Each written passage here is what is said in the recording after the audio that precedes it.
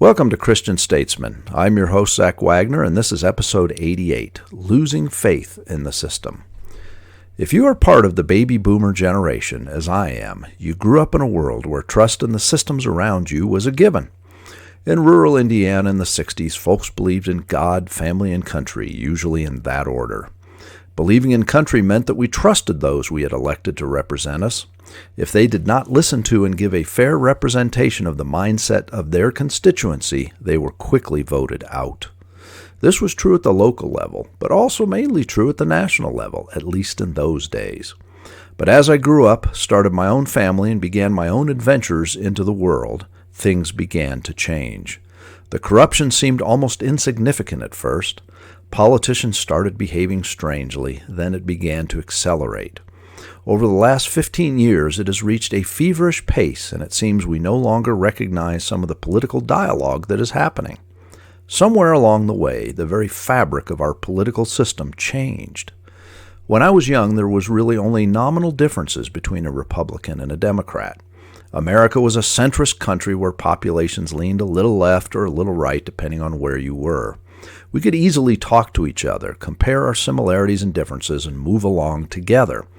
Overall, we were still a rational, God-fearing people for the most part.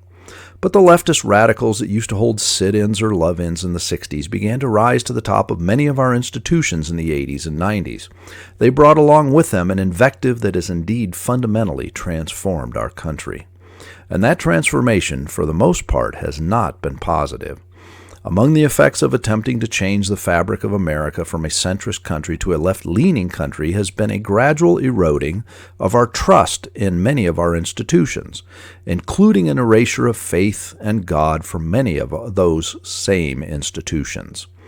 When I was a child, we operated under the dream that anyone could grow up to be President of the United States.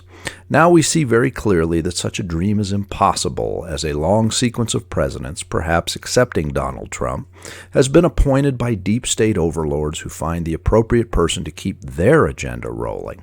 So much for our supposed representation. Far from being cynical, such a take on things is a simple description of the realities we face. As our trust in our political system erodes, so does our trust in those who support such institutions and the corollary benefactors of that corrupt system. Many of our supposed trusted corporations also are losing our affections. Perhaps no institution illustrates this more clearly than Disney. My youthful dreams were sparked when I made my first visit to Disney World in Orlando. It became an annual stopover as our family grew, and we have untold photo albums full of Magic Kingdom and Epcot Center moments. The company that brought us Mickey Mouse, Cinderella, and later Lion King, Little Mermaid, and Beauty and the Beast now offer such politically charged content as Cloak and Dagger, the newest woke Star Wars movies, and PC incidents such as the firing of Gina Carano on The Mandalorian. When Delta Airlines and Coca-Cola take such absurd positions as calling the Georgia voting laws racist, with interviews and media posts from their top management extolling the politically correct nonsense, it is hard for a rational thinker to take them seriously.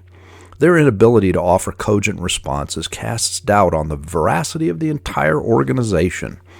When neighbors and friends become argumentative and divisive over similar contrived political diatribes, it becomes self-evident that any lingering faith in our system is waning quickly.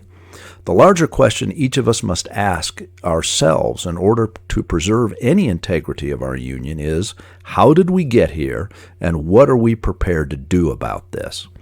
The strength of America has always resided in the ability of her people to unite and do the right thing when required.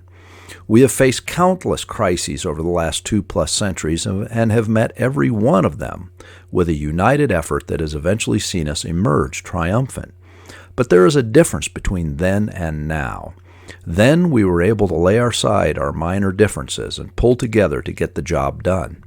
Now, without faith in the bigger picture or in each other, will we be able to pull together at all? A look around the current political landscape informs the observant that things are highly unstable and likely to become more so. If we have lost all faith in the systems around us, social, political, and economic, what would we be willing to do? How far would we deign to go to restore those systems to some level of functionality? If we have lost faith in God as well, the results could be infinitely worse. Can we trust God and each other to rehabilitate a unified people and nation, healing us from the wounds inflicted by those very people we trusted to lead us? It is a valid question, and if we are to survive as a republic, we had better have some answers. Thank you for tuning in today. Please subscribe, tell your friends, and as always, have a blessed day.